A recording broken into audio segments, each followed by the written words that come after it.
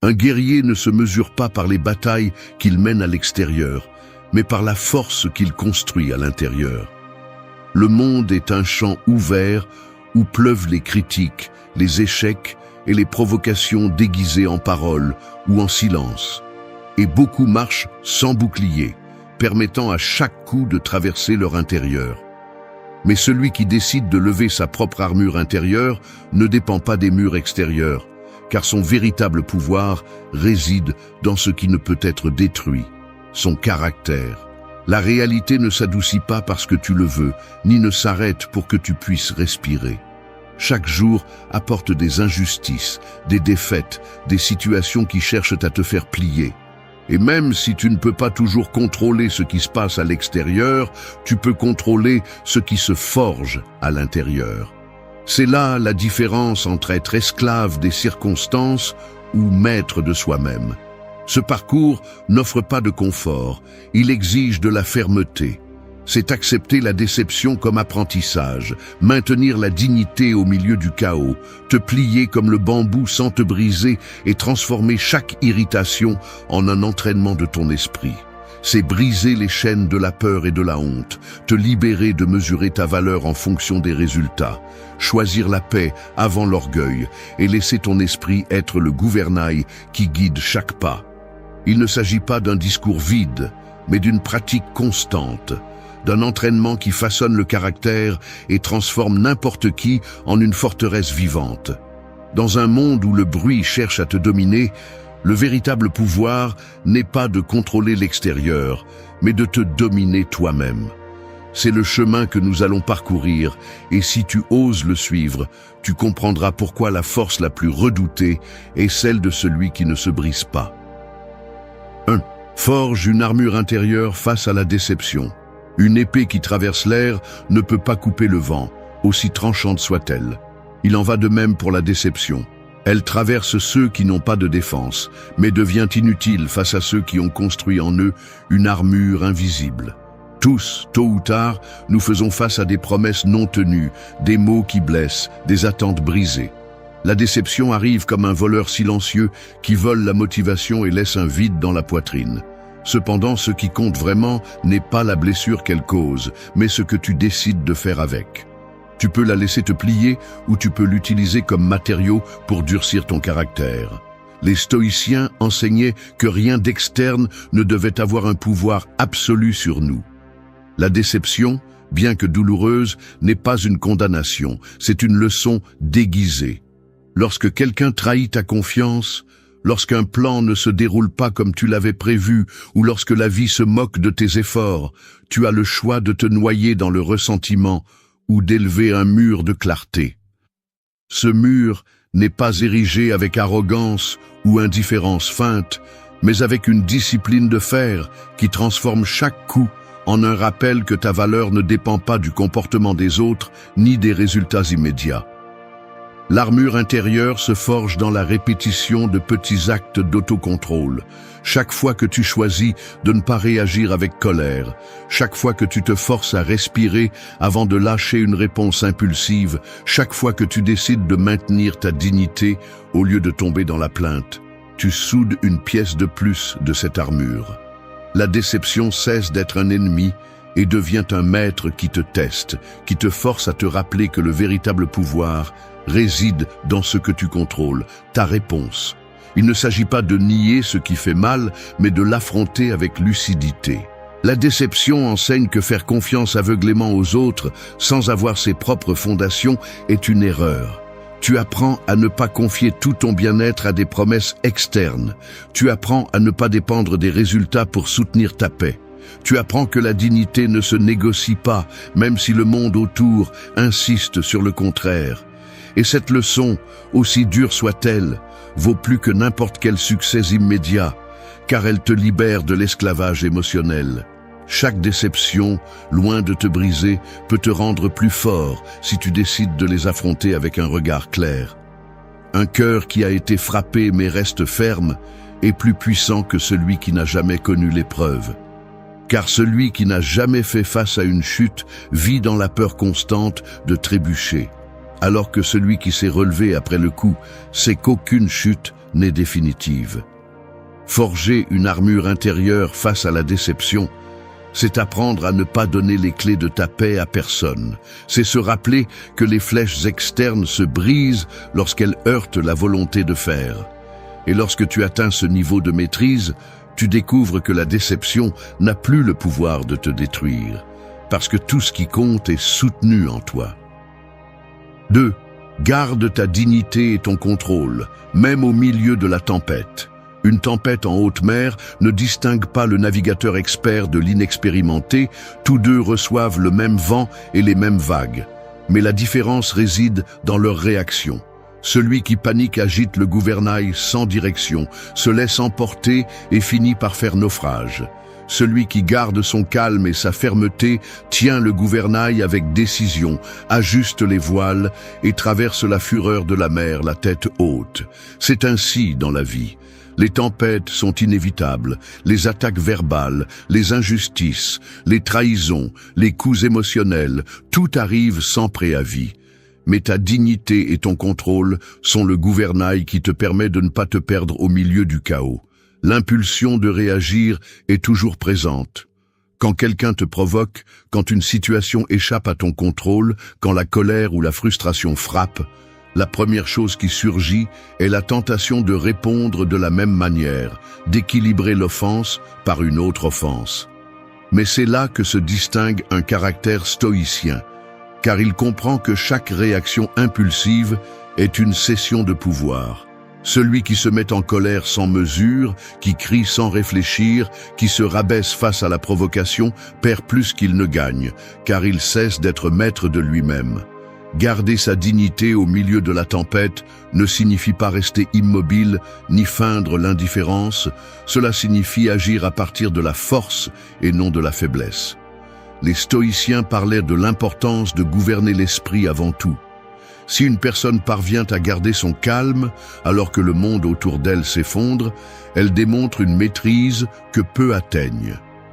La dignité ne dépend pas de l'approbation des autres, elle ne se négocie pas et ne s'achète pas.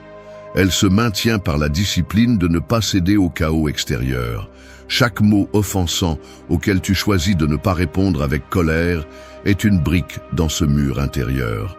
Chaque fois que tu choisis de respirer avant de parler, chaque fois que tu décides de ne pas te laisser entraîner dans des discussions vaines, tu renforces cette structure. Le contrôle n'est pas répression, c'est direction. Il ne s'agit pas d'éteindre les émotions comme si elles étaient un feu interdit, mais d'apprendre à les diriger vers quelque chose de constructif. La colère peut se transformer en fermeté, la frustration en stratégie, la tristesse en réflexion.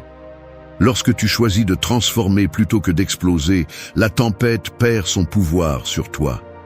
La dignité n'est alors pas un déguisement, c'est la manifestation que ta volonté est au-dessus des caprices de la situation.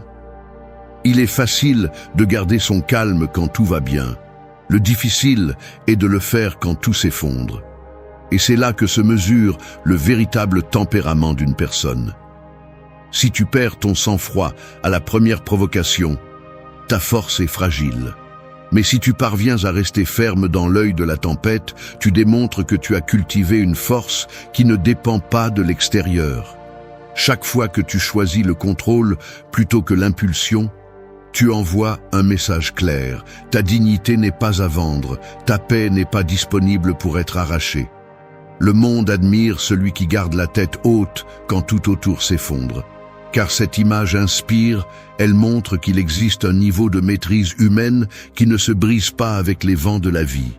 Garder la dignité et le contrôle, même au milieu de la tempête, est l'essence du pouvoir stoïcien. Peu importe l'ampleur des vagues, ce qui compte, c'est que le gouvernail de ta vie reste entre tes mains. 3. Ploie-toi comme le bambou, mais ne te brise jamais. Le bambou ne défie pas le vent. Il ne lutte pas contre la tempête, il se penche simplement et s'adapte. Et lorsque le vent violent se termine, il se redresse avec la même fermeté qu'auparavant. C'est la métaphore parfaite de la résilience. La vie ne demande pas si tu es prêt, elle ne te donne pas de répit, Elle se présente avec des changements brusques, des pertes soudaines, des situations qui bouleversent tout ce que tu croyais sûr. Celui qui s'accroche rigidement à ce qu'il connaît, celui qui refuse d'accepter que les choses changent, finit par se briser. Mais celui qui apprend à se plier, celui qui s'adapte sans perdre son essence, survit, résiste et devient plus fort qu'avant. Beaucoup pensent que la force est dureté, mais la véritable force réside dans la flexibilité. L'acier peut se briser sous la pression, tandis que le bambou, apparemment fragile, résiste grâce à sa capacité à se plier sans se rompre. Dans la vie, il en va de même.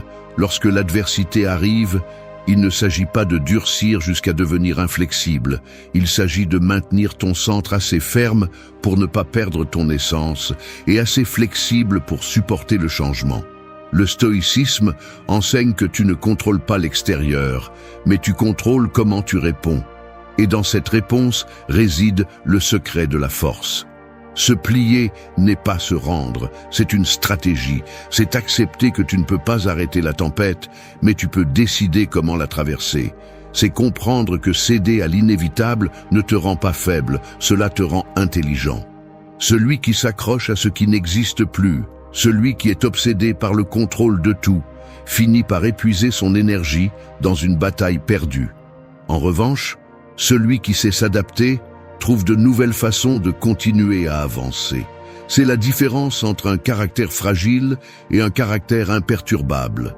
La vie mettra à l'épreuve tes valeurs, tes convictions, ta patience. Et c'est là que tu dois te rappeler que te plier ne signifie pas abandonner l'essentiel. Le bambou se penche, mais il reste toujours du bambou. Tu peux t'adapter, mais tu ne dois pas perdre ce qui te définit. La flexibilité n'est pas de trahir tes principes, elle est de les soutenir avec sagesse, même lorsque les circonstances changent. Ainsi, le stoïcien ne s'accroche pas à ce qu'il ne peut pas contrôler, mais il ne se trahit pas non plus. Le secret est de distinguer ce qui est négociable de ce qui ne l'est pas. Tes émotions passagères sont négociables, tes valeurs ne le sont pas. Tes plans peuvent changer, ta dignité ne le peut pas. Ton chemin peut dévier, mais ton essence doit rester intacte. Te plier face au vent signifie accepter la réalité telle qu'elle est, sans te plaindre, sans te victimiser, avec la sérénité de celui qui sait que la tempête passera et que tu resteras debout. Dans chaque crise, tu révèles qui tu es vraiment. Beaucoup se brisent parce qu'ils confondent résistance et rigidité, parce qu'ils croient que garder le contrôle, c'est ne jamais céder. Et c'est le piège qui détruit.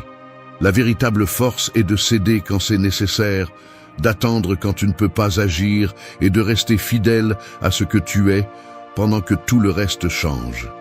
Cet équilibre entre flexibilité et fermeté est ce qui fait d'une personne quelqu'un d'indestructible. Se plier comme le bambou n'est pas un signe de faiblesse, c'est la preuve suprême de la sagesse. Cela signifie savoir s'adapter sans se briser, garder son calme lorsque la vie est agitée et se rappeler que, bien que les vents changent, le sol reste le tien. C'est cette attitude qui te maintient ferme dans n'importe quelle circonstance, car celui qui sait se pencher ne craint pas la tempête. Il sait qu'à la fin, il se redressera toujours avec plus de force qu'avant. 4. Transforme chaque irritation en un terrain d'entraînement pour ton esprit. Une étincelle dans une forêt sèche peut se transformer en un incendie dévastateur si elle n'est pas contrôlée à temps. C'est ainsi que fonctionnent aussi les irritations. Elles commencent petites, presque insignifiantes, mais si on les laisse grandir, elles consomment la tranquillité, détruisent la clarté et ravagent la dignité. La plupart des gens se laissent perturber par le moindre détail. Un regard de dédain, un commentaire déplacé, le retard de quelqu'un, une opinion différente. Et en le faisant, ils donnent leur pouvoir à l'insignifiant. Un stoïcien, en revanche, comprend que ces petits désagréments ne sont pas des ennemis, ce sont des tests, des entraînements quotidiens qui préparent l'esprit à affronter les plus grandes tempêtes. La vie va toujours te mettre de petits obstacles, car c'est à travers eux que ton contrôle est mesuré. Tu ne peux pas espérer garder ton calme dans un grand échec si tu perds ton sang-froid pour le moindre détail. Si tu t'exaspères dans le trafic, si tu réponds avec colère à un mot que tu n'aimes pas, si tu perds patience parce que les choses ne se passent pas à ton rythme, comment espères-tu faire face à une véritable crise? La maîtrise de soi se construit dans les détails, dans ces petites occasions où tu choisis de réagir ou de rester ferme. Le terrain d'entraînement de l'esprit n'est pas dans un temple ni dans un lieu isolé du bruit. Il est dans le quotidien. Chaque fois que tu choisis de ne pas répondre à une provocation, chaque fois que tu transformes l'agacement en un rappel de ta force, chaque fois que tu respires avant de parler, tu t'entraînes. L'irritation devient le maître inconfortable qui te force à renforcer ton caractère. Et si tu apprends à la voir ainsi, elle cesse d'être un problème et devient ton allié. Les stoïciens savaient que personne ne naît avec un contrôle absolu, que la discipline est le fruit de la pratique répétée. Quelqu'un qui se plaint constamment de ce qui est trivial ne pourra jamais maîtriser ce qui est profond. Quelqu'un qui perd son calme pour l'insignifiant ne pourra jamais garder son sang-froid lorsque la vie le frappe de plein fouet. C'est pourquoi chaque irritation est une opportunité, non pas pour réprimer, mais pour rediriger. La colère qui surgit peut se transformer en une affirmation interne. Je ne vais pas donner ma paix à cela. Cette phrase répétée, transformée en habitude, construit la force qui différencie le fort du faible. Les émotions négatives vont toujours chercher à sortir. Si tu ne les maîtrises pas dans les petits détails, elles prendront le contrôle des grandes choses. Mais lorsque tu t'entraînes dans le détail, lorsque tu apprends à voir l'irritation comme un test, tu façonnes ton caractère. Ainsi, lorsque le véritable coup arrive, ton esprit aura déjà la mémoire de rester ferme. La pratique transforme l'autocontrôle en réflexe. Chaque irritation, aussi minime soit-elle, est comme soulever des poids invisibles. Tu te renforces chaque fois que tu choisis de ne pas tomber dans le piège. Tu deviens plus fort lorsque tu ne réponds pas de la même manière. Tu deviens plus libre lorsque tu comprends que rien d'extérieur ne peut te forcer à réagir, seulement ta décision. C'est là la véritable victoire, que l'extérieur frappe, mais que ton intérieur reste inaltérable. Transformer l'irritation en entraînement, c'est accepter que la grandeur ne se forge pas dans les triomphes visibles, mais dans ces batailles silencieuses où seul toi sais ce que tu as choisi de contrôler. Et lorsque tu réussis à le faire, tu découvres que les étincelles n'allument plus de feu, parce que ton esprit est devenu un terrain impossible à consumer. 5. Brise les chaînes de la peur et de la honte en prenant le contrôle. Les chaînes les plus lourdes ne sont pas celles en fer, ce sont celles que l'on ne voit pas. Elles sont faites de peur, de culpabilité, de honte, et servent plus fort que n'importe quelle prison physique. Marcher avec elles signifie vivre à moitié, réagir à partir de l'insécurité, cacher son vrai visage par peur du jugement des autres. Ce sont des chaînes invisibles qui limitent chaque pas et qui te font croire que tu es moins que ce que tu es réellement. Le stoïcien comprend que la véritable liberté ne commence pas à l'extérieur, elle commence à l'intérieur, lorsque tu décides de prendre le contrôle de ton intérieur et de briser tout ce qui te maintient lié à la faiblesse. La peur se présente déguisée en prudence, en logique, en excuses bien justifiées. Elle te convainc que tu n'es pas prêt, que demain sera un meilleur moment, qu'il est plus sûr de ne pas prendre de risques. Et la honte, quant à elle, se cache derrière la voix qui te rappelle tes erreurs passées, tes chutes, tes moments de faiblesse, comme si ces épisodes définissaient pour toujours ta valeur. Si tu écoutes ces voix, tu finis par être enchaîné à une version de toi-même qui n'avance jamais, qui n'ose jamais, qui ne se libère jamais. Briser ces chaînes n'est pas un acte immédiat, c'est un processus conscient. Il commence par reconnaître que la peur et la honte n'ont de pouvoir que si tu leur accordes de l'attention. Le stoïcisme enseigne qu'il ne s'agit pas d'éliminer ce que tu ressens, mais de faire face à l'inévitable avec fermeté. Ressentir la peur est naturel, ressentir la honte aussi, mais permettre à ces émotions de gouverner tes décisions est une reddition qui détruit ta liberté. Chaque fois que tu choisis d'agir malgré la peur, chaque fois que tu relèves la tête bien que la honte veuille te courber, tu affaiblis le pouvoir de ces chaînes. La maîtrise intérieure est l'arme qui coupe les chaînes invisibles. Il ne s'agit pas de nier ce qui fait mal, il s'agit de prendre les rênes. Imagine la vie comme un chariot. Si les émotions négatives tiennent les rênes, elles te mèneront vers l'abîme. Mais si tu décides de prendre le contrôle, de diriger avec fermeté et de ne pas lâcher, le chemin, aussi difficile soit-il, sera sous ton contrôle. Ce geste de contrôle intérieur est ce qui fait de toi une personne libre. Quelqu'un qui n'a pas besoin de se cacher derrière des excuses ou des masques. La peur se combat par l'action, la honte par l'acceptation. Agir même quand le corps tremble est une preuve que tu es plus fort que tu ne l'imagines.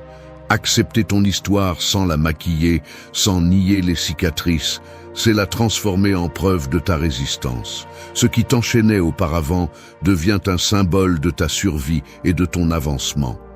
Les gens craignent le jugement des autres, mais oublient que la plupart de ces jugements sont éphémères, passagers, sans importance.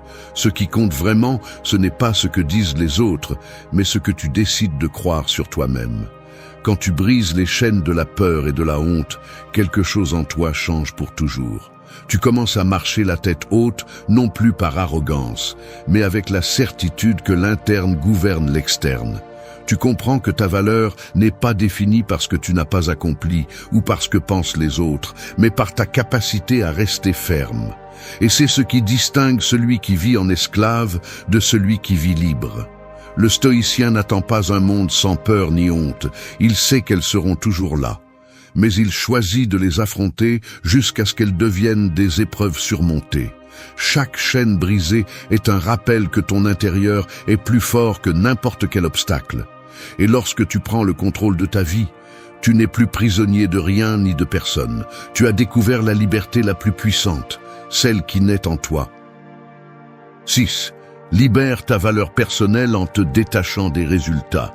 Le soleil ne cesse pas d'être le soleil lorsqu'il se cache derrière les nuages. Sa lumière continue d'exister, même si le monde ne la voit pas toujours. Il en va de même pour la valeur personnelle. Elle demeure, même si les autres ne la reconnaissent pas ou si les résultats externes ne la reflètent pas. Quand tu confonds ton essence avec ce que tu accomplis, tu te condamnes à un va-et-vient constant où chaque victoire gonfle ton ego et chaque échec le détruit. La racine du problème réside dans le fait de donner ton identité à l'extérieur, de laisser ce que tu ne contrôles pas définir qui tu es. Le stoïcisme enseigne que le véritable pouvoir commence lorsque tu comprends que ta valeur ne dépend ni des succès ni des échecs, mais de la fermeté avec laquelle tu vis tes principes. Les résultats sont importants, mais ils ne doivent jamais devenir les juges absolus de ta vie. Tu peux t'efforcer avec discipline, agir avec cohérence, tout donner et pourtant ne pas obtenir le résultat escompté. Si ta valeur dépend uniquement de ce que tu obtiens, chaque revers sera un coup porté à ton estime de toi, chaque faux pas une condamnation. Mais si tu détaches ta dignité de ces résultats, ce que tu accomplis ou ne parviens pas à accomplir perd le pouvoir de te briser. C'est cela la liberté intérieure. Savoir que ce que tu es ne s'effondre pas parce qu'un objectif n'a pas été atteint. La société idolâtre le résultat visible. Elle applaudit le triomphe immédiat et méprise la chute, sans regarder le processus qui le soutient. Selon cette logique, quiconque échoue est inférieur, peu importe son effort ou son intégrité. La pensée stoïcienne brise cette illusion, rappelant que ce qui définit une personne n'est pas le trophée qu'elle tient, mais la manière dont elle a parcouru le chemin. Celui qui gagne par la tricherie se trompe lui-même, tandis que celui qui perd avec dignité se hisse au-dessus du jugement superficiel. Lorsque tu attaches ta valeur au résultat, tu vis enchaîné à l'applaudissement. Aujourd'hui, tu reçois de la reconnaissance et tu te crois invincible. Demain, tu ne l'as pas et tu te sens vide. Cette dépendance est fragile, vulnérable, insoutenable. Celui qui vit de la validation externe n'est jamais libre. Il sera toujours esclave de ce que les autres pensent ou de ce que le hasard dispose. Séparer la valeur personnelle des résultats, c'est récupérer la souveraineté de ta vie. C'est comprendre que ta dignité n'est pas négociable et que ton essence ne change pas à cause d'un marqueur externe. Cela ne signifie pas le conformisme ou la médiocrité. Cela signifie que ta grandeur ne fluctue pas avec chaque victoire et ne s'éteint pas avec chaque défaite. Le succès est apprécié, mais ne définit pas. L'échec fait mal, mais ne détruit pas. Les deux sont des expériences passagères et ton essence reste intacte si tu décides de la maintenir. Cette mentalité transforme la relation avec la vie. Tu cesses de craindre l'échec parce qu'il ne menace plus ton identité. Et tu cesses d'être obsédé par la victoire parce que tu n'as plus besoin de prouver quoi que ce soit à qui que ce soit. La véritable valeur émerge lorsque tu agis en cohérence, non par besoin de reconnaissance. Lorsque tu mets de la discipline dans tes actions, lorsque tu choisis ce qui est juste, même si personne ne le voit, lorsque tu maintiens l'intégrité en silence, c'est là que ta grandeur se révèle. Cette valeur ne dépend pas des chiffres, des trophées ou des applaudissements, car elle naît de la fermeté de ton caractère. Celui qui parvient à détacher sa valeur des résultats vit avec une force inébranlable. Les fruits viendront ou non, les victoires se produiront ou non, mais ce que tu es ne change pas. Comme le soleil qui continue de briller derrière les nuages, ta valeur demeure même si le monde ne la voit pas toujours. C'est cette force intérieure que personne ne peut te prendre. 7. Choisis ta paix plutôt que ton orgueil. Un verre de cristal peut être beau, délicat, brillant, mais si tu le tiens trop fort en essayant de prouver qu'il est à toi, il finira par se briser entre tes mains. Il en va de même pour l'orgueil. Quand tu le serres trop fort, quand tu l'utilises comme un bouclier dans chaque bataille, non seulement tu te blesses, mais tu détruis aussi la paix que tu prétends tant défendre. L'orgueil mal compris devient un piège invisible qui oblige à réagir à tout, à ne jamais céder, à dépenser de l'énergie dans des discussions qui ne mènent nulle part. Le résultat est toujours le même. Tu finis épuisé, rancunier, vide. La paix, en revanche, est un territoire que tu conquiers lorsque tu apprends à lâcher ce qui ne vaut pas la peine d'être retenu. La société glorifie celui qui ne se laisse jamais faire, celui qui répond avec la même intensité à chaque provocation, celui qui démontre sa force en humiliant l'autre. Mais cette force n'est qu'apparence, car celui qui a besoin de prouver sa valeur à chaque choc révèle une faiblesse intérieure. Le stoïcien ne gaspille pas son énergie à défendre un ego fragile. Il choisit intelligemment où mettre son effort et où se retirer sans rien perdre. Ce n'est pas de la lâcheté, c'est de la sagesse. Il comprend que gagner chaque discussion n'est pas vraiment une victoire, et que préserver le calme au milieu de la provocation est le véritable triomphe. L'orgueil cherche à être vu, la paix n'a pas besoin de témoins. L'orgueil exige des réponses rapides, la paix répond par le silence quand c'est nécessaire. L'orgueil vit du « j'ai raison », la paix se soutient sur « je n'ai pas besoin de me fatiguer pour ça ».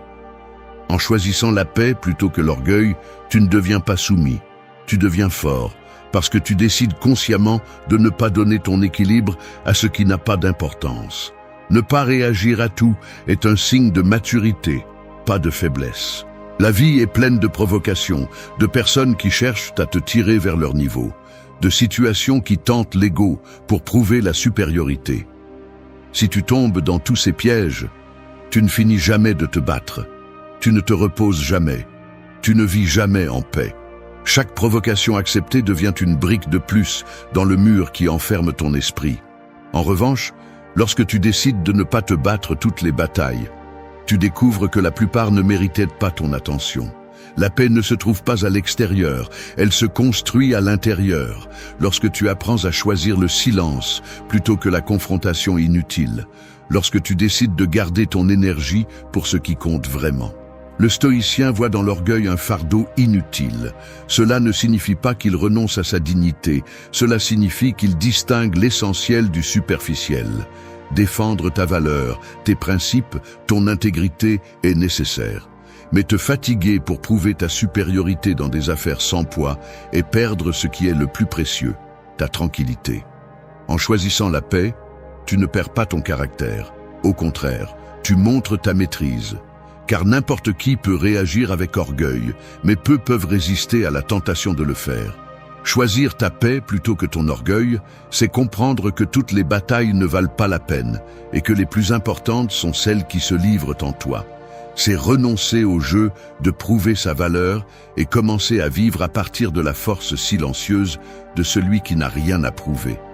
Et dans ce geste se trouve la force que beaucoup poursuivent mais peu atteignent, celle d'un esprit qui sait que le véritable pouvoir n'est pas de vaincre les autres, mais de ne jamais perdre son calme.